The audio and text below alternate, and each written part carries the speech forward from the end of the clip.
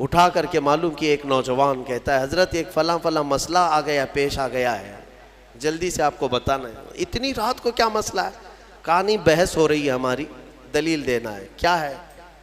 علم غیب کے متعلق کچھ بحث ہو رہی ہے۔ میں نے کہا کہاں ہے، کون سی محفل میں بیٹھے آپ؟ کہا نہیں ہمارے گھر کے باہر کٹے پہ بیٹھے ہوئے ہیں، گلی میں بیٹھے ہوئے ہیں، رات جگہ چل رہا ہے، اور دو باہر کوئی چھوٹے نوجوان ہوں گے، ان کے ساتھ ان کا ڈیبیٹ چل رہا ہے، اور رات کے 2:30 بجے ہم سے مسئلہ پوچھ رہے ہیں۔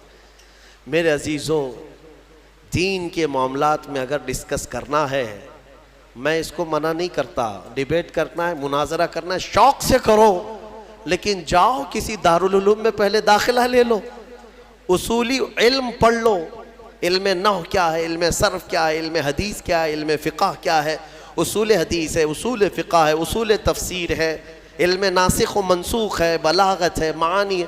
کتنے علوم پڑھنے کے بعد آدمی کیپیبل ہوتا ہے کہ دین کے معاملات میں وہ رائے دے سکے، اور ان سارے علوم کی بو باس بھی نہیں لگی اور لمبے چوڑے مناظرے چل رہے۔ ہوتا یہ ہے کہ پھر گمراہی آ جائے گی، گمراہ، یا تو تم گمراہ ہو جاؤ گے یا سامنے والے کو گمراہ کرو گے۔ اس لیے ان معاملات میں جب بھی کبھی ایسے معاملات آ جائیں، ڈسکشن کرنا پڑے، ڈیبیٹ کرنا پڑے، کچھ لوگ چھیڑتے ہیں تم لوگ ایسا کرتے ہو، اس کی کیا دلیل ہے؟ ان کا جواب صرف ایک ہی ہے کہ چلے ہمارے علماء اکرام کے پاس بیٹھتے ہیں، وہاں سے آپ کو ساری چیزیں مل جائیں گی، وہاں سے آپ کو بتا دیا جائے گا۔ اور وہ جتنے چوہے تمہیں گمراہ کرتے ہیں وہ کوئی علماء کے پاس نہیں آنا چاہتے، راستے پہ، نکڑ پہ، بازار میں پکڑ پکڑ کر کے تمہیں دلیلیں سنانے کی کوشش کرتے ہیں، حدیث میں یہ ہے، بخاری میں یہ ہے، مسلم میں یہ ہے۔ سامنے والا امپریس ہوتا ہے۔ شاید ہمارے پاس بھی ایسے بہت سارے ہیں۔ ایک صاحب آئے اور کہنے لگے، کسی بات کے بارے میں سوال کرنے لگے، کہا کہ یہ آپ حدیث سے بتا سکتے ہیں کہاں ہے؟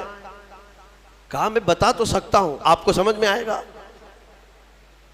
میرے ڈیسک پر یہیں کی بات ہے، جب میں یہاں موجود تھا بڑی کتاب رکھی ہوئی تھی، میں نے کہا یہ دیکھیے یہ بخاری شریف اگر میں کھول کر کے دکھاؤں گا تو آپ مان لیں گے؟ انہوں نے کہا کیوں نہیں مانیں گے، بالکل مانیں گے، بخاری شریف کو مانیں گے ہم۔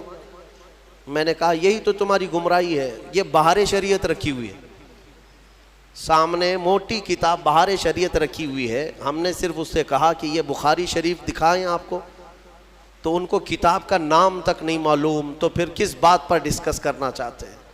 تو جہالت کے معاملات ایسے ہیں میرے عزیزوں، آدمی گمراہ ہو جاتا ہے۔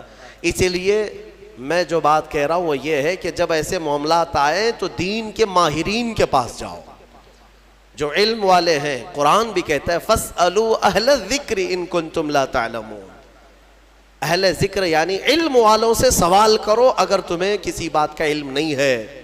اللہ تعالیٰ نے فرمایا جاؤ ان سے پوچھو، سوال کرو۔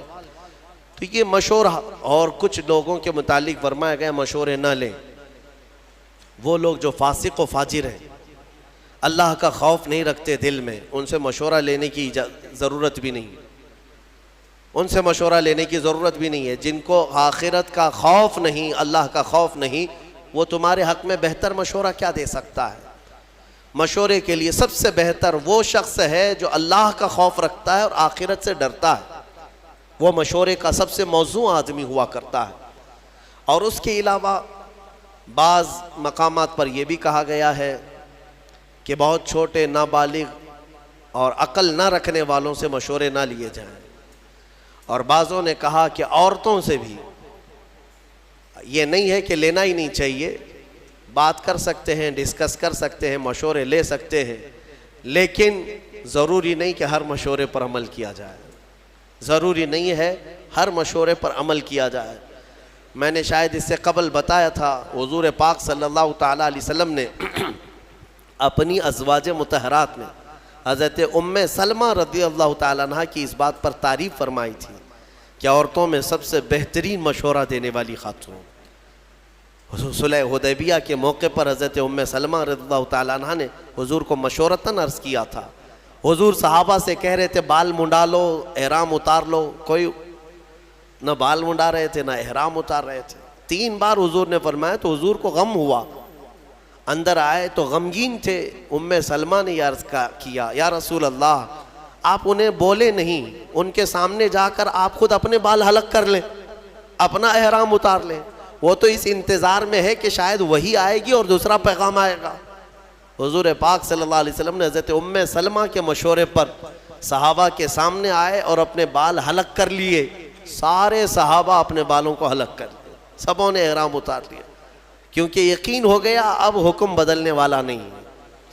تو یہ مشورے کے آداب آپ سیکھیں، اور پھر نظام جو ہے مشورے سے ہی چلتا ہے. حضور پاک صلی اللہ تعالیٰ علیہ وسلم جب بڑے بڑے معاملات بھی ہوتے تو صحابہ کو جمع کرتے، مشورہ کرتے.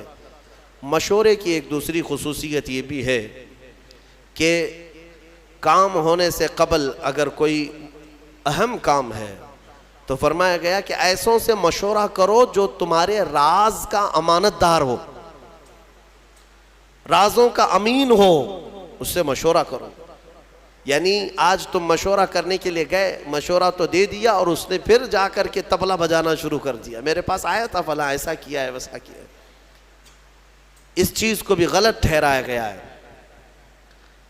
مشورہ راز کے امانت داروں سے بھی کیا جائے، کیونکہ بہت سارے معاملات ایسے ہوتے ہیں جن میں مشورہ کرنے کے بعد راز کو رکھنا بہت ضروری ہوتا ہے. حضور پاک صلی اللہ علیہ وسلم نے اس کی اہمیت کے لیے جانتے. میں نے کل یا پرسوں بنو نذیر کے بارے میں بتایا تھا، یہودیوں نے جو دھوکہ دیا تھا مدینے والے، پھر ان کے ساتھ کیا ہوا تھا پتہ ہے؟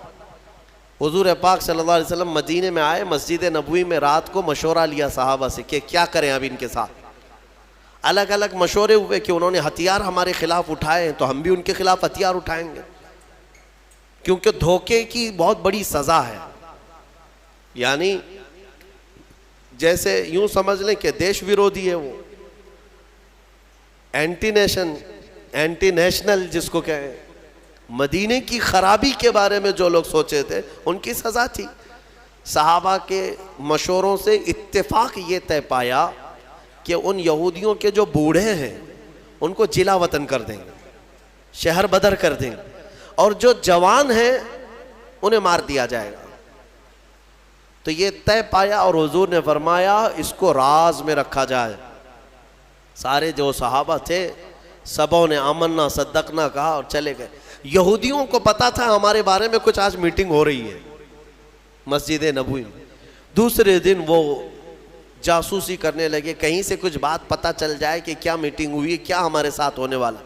ایک صحابی تھے حضرت ابو لبابہ، ان کی پرانی دوستی تھی کیونکہ شہر میں رہتے تھے، یہودی بھی دوست تھے. گزر رہے تھے تو دوستوں نے پکڑ لیا، کہا کہ ابو لبابہ کل تم بھی تھے وہاں پر، ہمارے بارے میں کیا مشورہ ہوا ہے؟ کہا نہیں میں نہیں بول سکتا. صحابی تھے اور امانت دار بھی تھے، وفادار بھی تھے.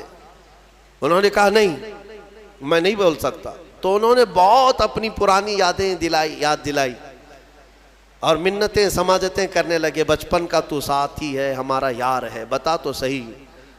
تو وہ جذباتی ہو گئے. پرانی یادیں، دوستی، یاری سب یاد دلانے کے بعد تھوڑے سے جذباتی ہو گئے اور انہوں نے صرف کہا نہیں بلکہ یوں اشارہ کیا گردن کی طرف، یوں کر دیا اور چلے گئے. میں نہیں بولوں گا، کچھ نہیں بولوں گا. وہ سمجھ گئے کہ قتل کا منصوبہ مشورہ ہوا ہے. شام ہونے سے پہلے سارے یہودی مدینے سے بھاگ گئے، سب چھوڑ کر نکل پڑے. حضور پاک صلی اللہ علیہ وسلم کو خبر ہوئی تو حضور نے صحابہ کو بلایا اور کہا کس نے اللہ کے رسول کے راز کو افشا کیا؟ کون ہے جس نے ہمارے کل کی رات ہونے والے مشورے کے راز کو افشا کیا؟ صحابہ سب سہمے ہوئے تھے. حضرت ابو لبابہ کہتے ہیں اس کے سامنے کیا چھپائیں جو دلوں کے حالات کو بھی جانتا ہے.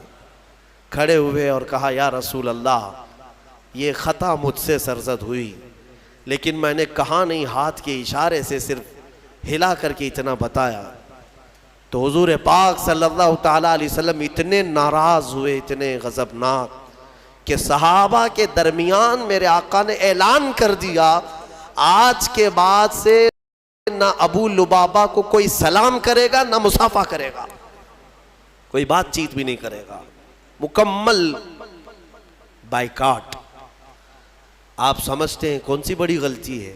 اندازہ کرو میرے عزیزوں، یہ جب کسی چیز کے حفاظت کا حکم دے دیا جائے اور اس کا افشا کیا جائے، وہ رحمت للعالمین اگر کسی کے متعلق اتنی سخت سزا دیتے، معاملے کی حساسیت سمجھ سکتے ہو آپ، کتنی نزاکت ہے اس کے اندر۔